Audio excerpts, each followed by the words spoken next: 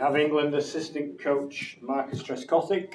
We'll start with Rory. Go ahead, please. Hi, Marcus. Right.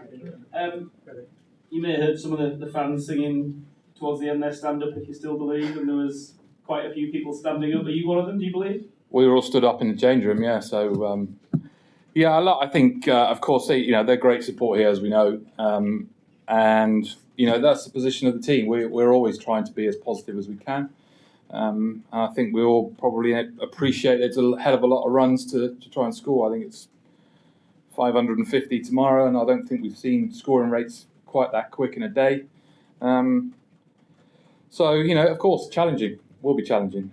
But I think, we've got a few overs, probably about another 10 to 15 overs of the balls at the hardest point before it gets a little bit soft. And then we'll see how we're going from that point, really. I think things have changed, since you were a player. Will there ever be a point where you'll say to the lads, stick those shots in the shelf and play for the draw? I don't think we use that sort of language. It's not the sort of change room that we are. But we're not naive enough to know that it's a very challenging total that you sort of play. Do you just go in your bunker and just sort of dig it out? And, some players may do that. You just don't know, really. And it's individuals that can sort of adapt to the game and understand what's happening. But you've got to understand our change room is a different type of culture in terms of to what we've done in the past. And I just wonder, did how long it took India to declare and how big they allowed the total to get? Was that a strange kind of feather in your cap that maybe they thought 500 you would do?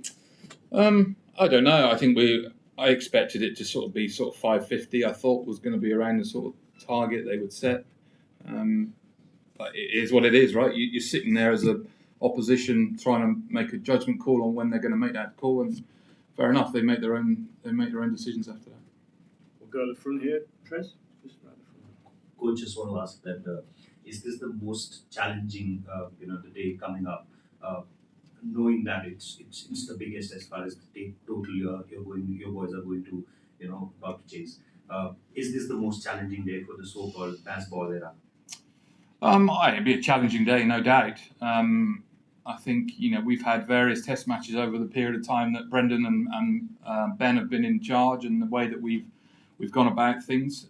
Sometimes we've got them really good and we've done them really well, and other times we haven't. So we've had challenges. We've had various different games where we've won and lost. So we kind of know the situation. You know the score you've got to try and chase.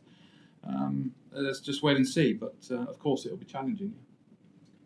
Marcus, do you see a difference in the skills of the fast bowlers from the two teams? The way the English fast bowlers have bowled, and the way Akashdeep and Mohammad Siraj have bowled? With respect, no, not really. I think both teams have got good bowling groups. I think India have used the new ball really well, and bowled the ball in the right place and got the rewards. I think if you look back to day one, we had 3 LBW shouts where we thought were pretty close. Didn't go in our way as it can do in this game.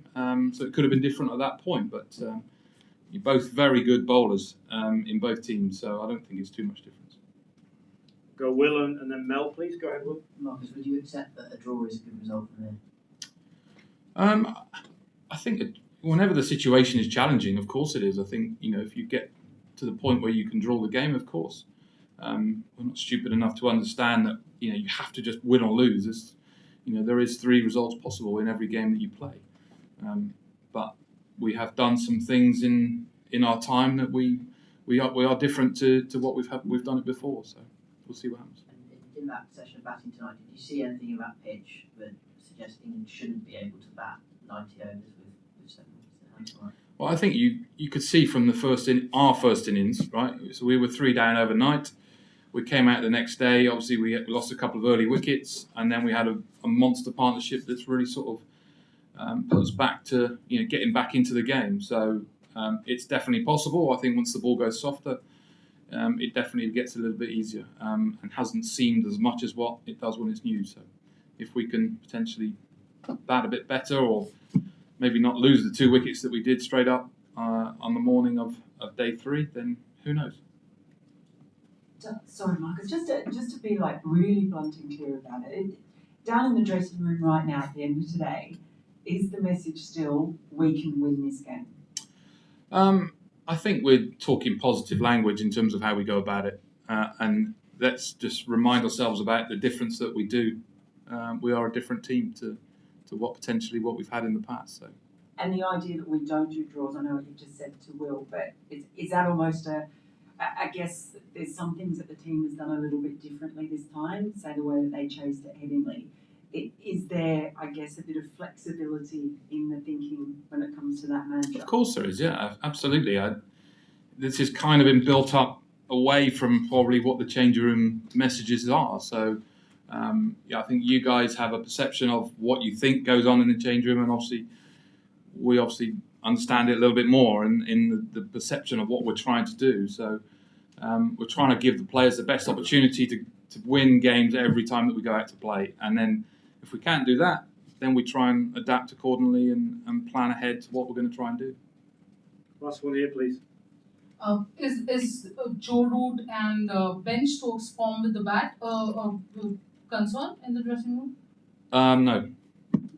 No. Cool, we're done. Cheers, Tres. Thank you. Okay. Thanks, everyone. Thank you.